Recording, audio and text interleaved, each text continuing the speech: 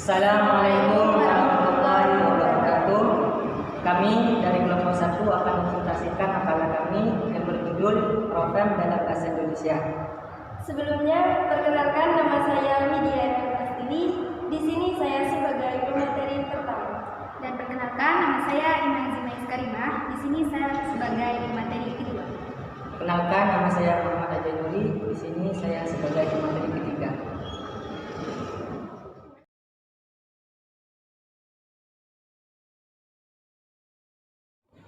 Bismillahirrahmanirrahim. Baiklah, di sini saya akan menjelaskan tentang pengertian morfologi dan morfem.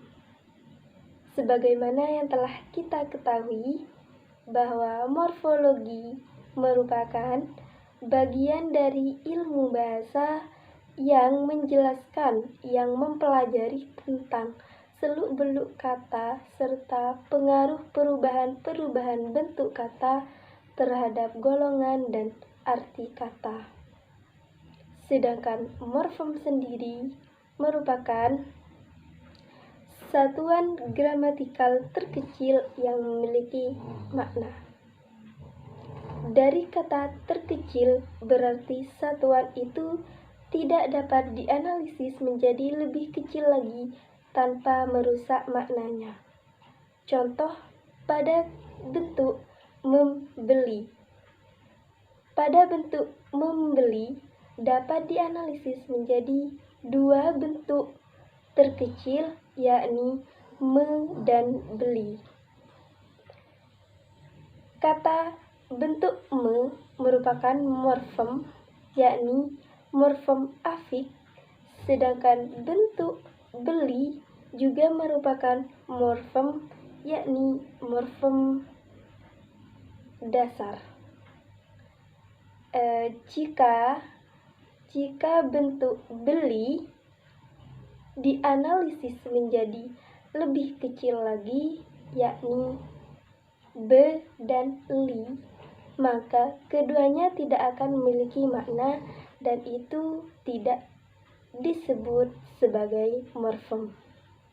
Contoh lain pada kata atau pada bentuk berpakaian.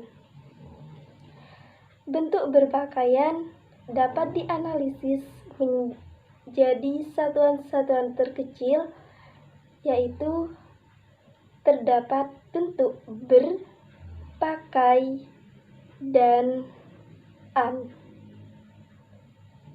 Bentuk ber, pakai, dan an itu merupakan morfem, di mana morfem ber dan an merupakan morfem yang secara gramatikal memiliki makna, dan bentuk pakai yang secara leksikal memiliki makna. Bentuk ber merupakan morfem prefiks, sedangkan bentuk an merupakan morfem sufiks. Begitu saja dari saya. Kurang lebihnya mohon maaf. Wassalamualaikum warahmatullahi wabarakatuh.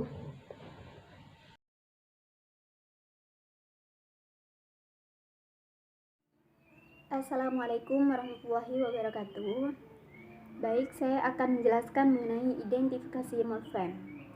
Nah, di dalam mengidentifikasi morfem itu ada hal-hal yang perlu kalian ketahui agar kalian itu bisa membedakan. Itu termasuk morfem atau bukan.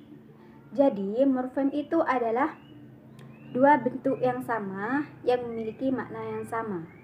Contohnya kata bulan. Pada kalimat bulan depan ada acara pernikahan. Dan morfem adalah dua bentuk yang berbeda tetapi memiliki dua makna yang sama. Nah, seperti kata ayah dan kata bapak. Pada kalimat ayah membeli obat untuk adik. Morfem itu juga bentuk yang mirip atau berbeda sedikit tapi maknanya sama.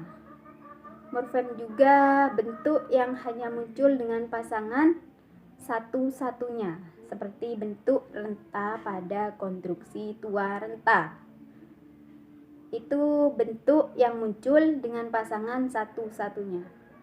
Morfem juga bentuk yang muncul berulang-ulang pada satuan yang lebih besar. Contohnya seperti pembaca, membaca, bacaan. Morfem juga bentuk yang muncul berulang-ulang pada satuan bahasa yang lebih besar. Contohnya seperti setiap kepala mendapatkan bantuan, yaitu Rp10.000. Gitu. Wassalamualaikum warahmatullahi wabarakatuh. Assalamualaikum warahmatullahi wabarakatuh. Baik, saya sebagai pemateri ketiga akan menjelaskan sedikit mengenai jenis-jenis morfem. Jadi, morfem ini memiliki 3 jenis. Yang pertama yaitu jenis morfem berdasarkan bentuknya dan jenis morfem berdasarkan keutuhannya. Yang ketiga, jenis morfem berdasarkan maknanya. Yang pertama itu jenis morfem berdasarkan bentuknya. Ini terbagi menjadi 2, yaitu morfem bebas dan morfem terikat. Apa itu morfem bebas? Morfem bebas ini yaitu morfem yang secara potensial dapat berdiri sendiri dan tidak terikat kepada morfem lain untuk membangun suatu kalimat. Contohnya yaitu pada kata saya, duduk, dan makan. Itu contoh morfem bebas. Yang kedua yaitu morfem terikat. Mungkin morfem terikat ini mudah dipahami dari kata morfem itu sendiri dan terikat. Yang namanya terikat itu masih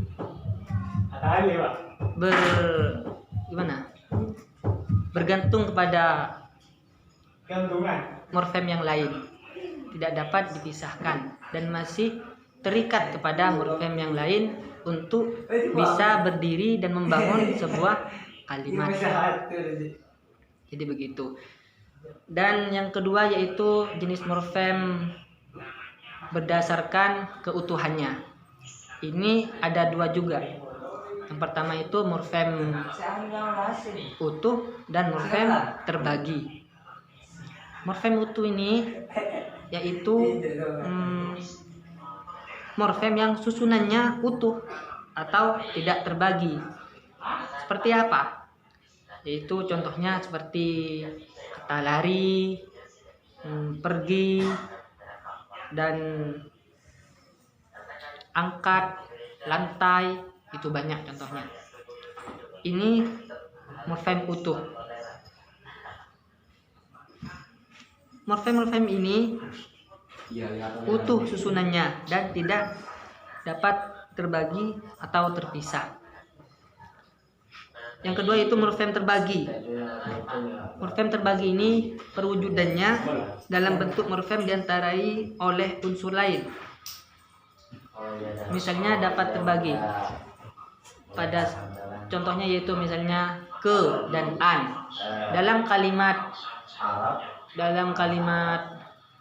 ke